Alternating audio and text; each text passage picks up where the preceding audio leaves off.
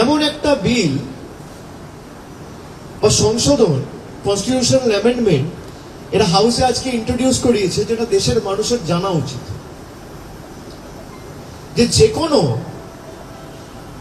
মুখ্যমন্ত্রী বা কেন্দ্রীয় মন্ত্রী বা রাজ্য সরকারের মন্ত্রী, তাকে যদি কোনো তদন্তকারী সংস্থা গ্রেফতার করে 30 দিন হেফাজতে রাখে, তাহলে 31তম দিনে তাকে মুখ্যমন্ত্রিত্ব অথবা সেই প্রদেশের মন্ত্রিত্ব থেকে ইস্তফা দিতে হবে।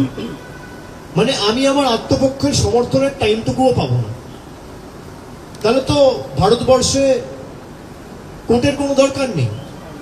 Special court, session court, high court, supreme court, এটা কার্যত বুড়ো আঙ্গুল দেখানো জুডিশিয়ারিকে, জুডিশিয়ারির অথরিটিকে আন্ডারমাইন করা।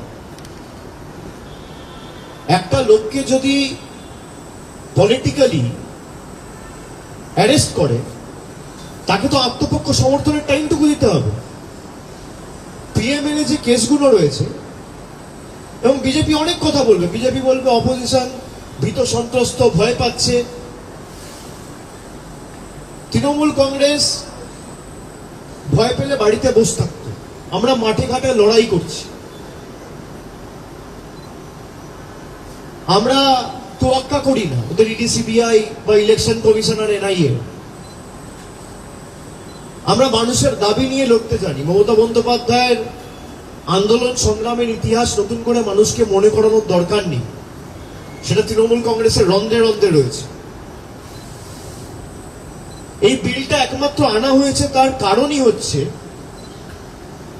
বিরোধী যে রাজনৈতিক দল, সে রাজনৈতিক দলগুলো এবং তাদের যে নেতা কর্মী সমর্থক, মানুষের হয়ে যারা প্রশ্ন করছে, তাদেরকে কি করে শেষ করে দেওয়া যায়, পলিটিক্যালি তাদেরকে অ্যারেস্ট করে জেলে ঢোকানো যায়। এবং এমন তো ভুরি ভুরি উদাহরণ রয়েছে।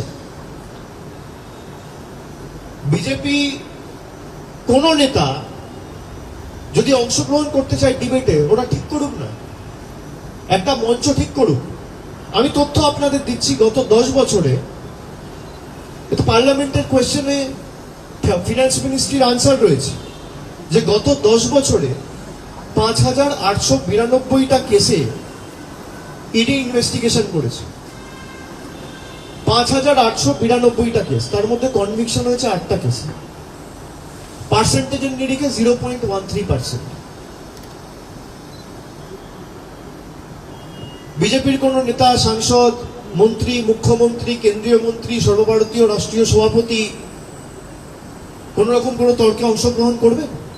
পার্লামেন্টের রিটেন আনসার, কেন্দ্রীয় সংস্থার পরিসংখ্যান, কেন্দ্রীয় সরকারের পরিসংখ্যান, আমার নয়।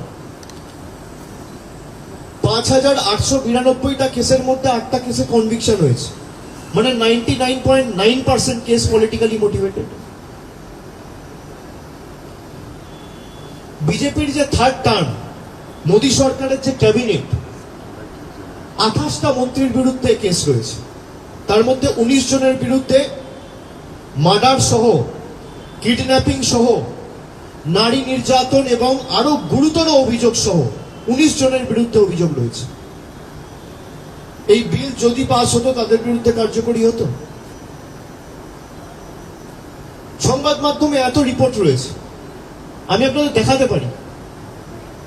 কিছু পাবলিকেশন আমার কাছে রয়েছে, আমি আপনাদের দেখাচ্ছি।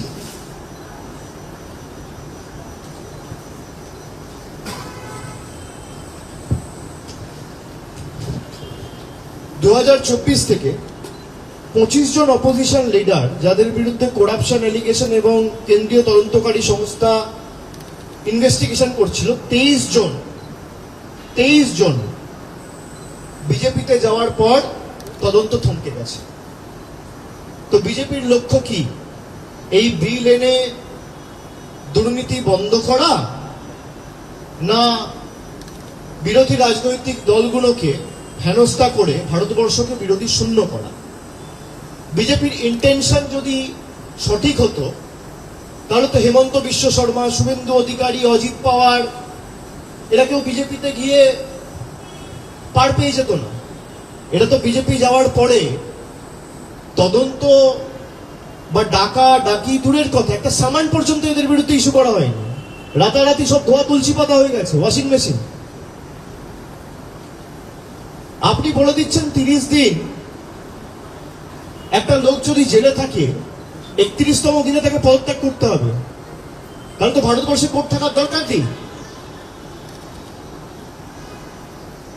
আমি চ্যালেঞ্জ করছি কেন্দ্রীয় সংস্থাকে যে আপনার যদি ইন্টেনশন ঠিক থাকে আপনি 30 দিনের জায়গায় 15 দিন টাইম দিন, আমরা বিল সমর্থন করব, কিন্তু প্রভিশনে রাখতে হবে যদি তার বিরুদ্ধে কোনো অভিযোগ প্রমাণ 15 দিনে না হয় তাহলে যে অফিসার ইনভলভ রয়েছে সেই ইনভেস্টিগেশনে তাকে তার ডবল সময় কিন্তু জেলে কাটাতে হবে। আপনি